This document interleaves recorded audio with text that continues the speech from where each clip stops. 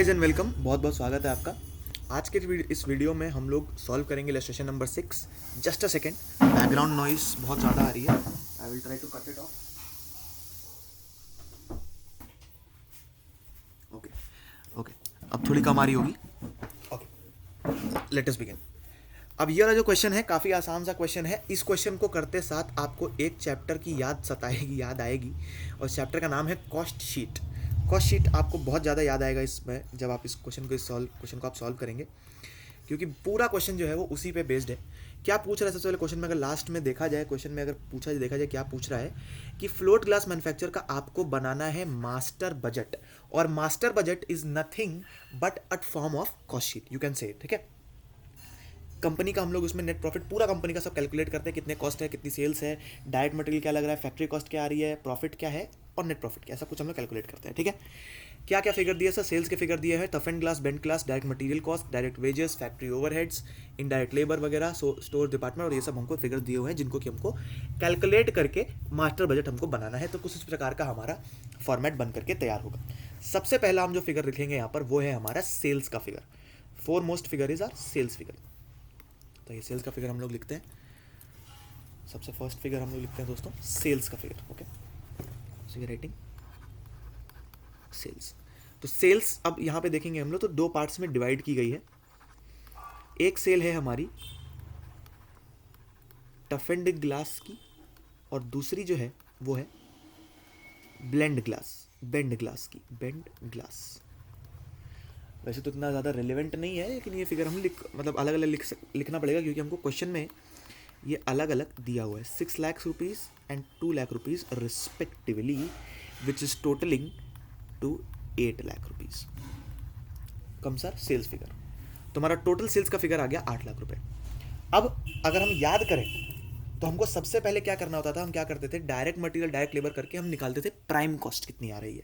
तो same case scenario हम यहाँ पे भी यूज़ करेंगे। अब हम यहाँ पर निकालेंगे डायरेक्ट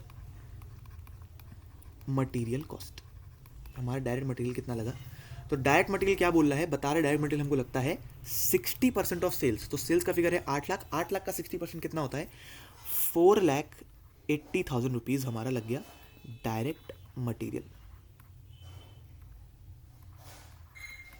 4,80,000 का डायरेक्ट मटेरियल, ठीक है। फिर क्या लग रहा है हमको, डायरेक्ट मटेरियल के बाद क्या फिगर है दोस्तों, डायरेक्ट मटेरियल के बाद फिगर है डायरेक्ट वेजेस। 20 वर्कर्स 150 रुपये प्रति महीना। बहुत ही सिंपल, बहुत ही साधारण सा question.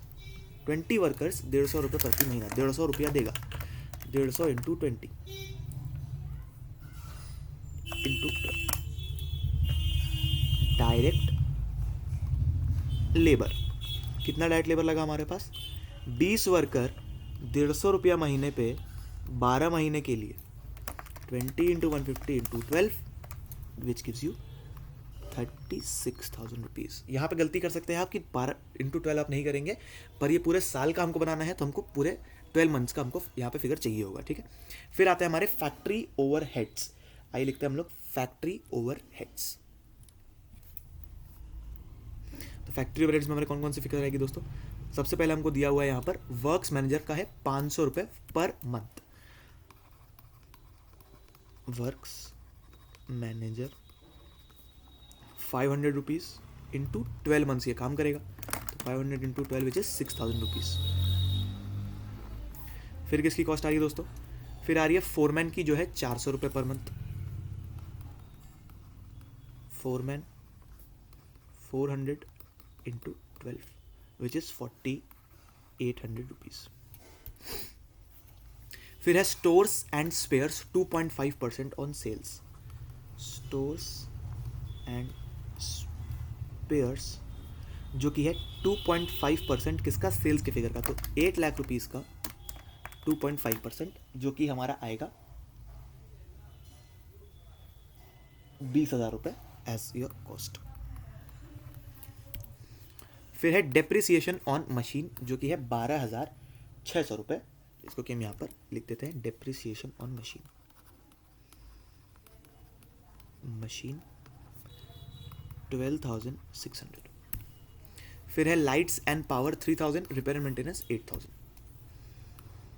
Light and power 3000, repair and maintenance was 8000, 8000 रुपये।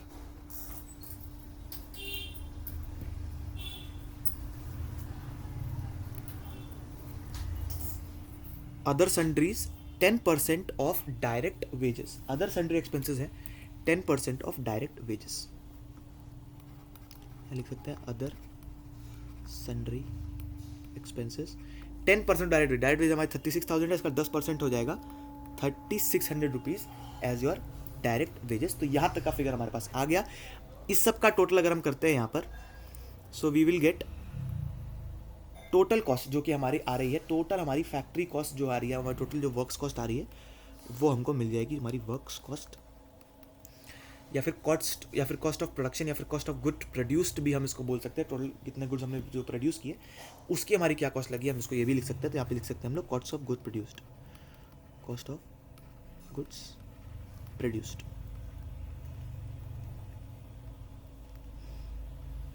इस क्वेश्चन के लिए कॉस्ट ऑफ वर्क्स कॉस्ट हम यहाँ पे लिखे हैं, आपके मॉड्यूल में भी वर्क्स कॉस्ट ही दिया हुआ है, तो उसको हम लोग पहले टोटल करेंगे दोस्तों।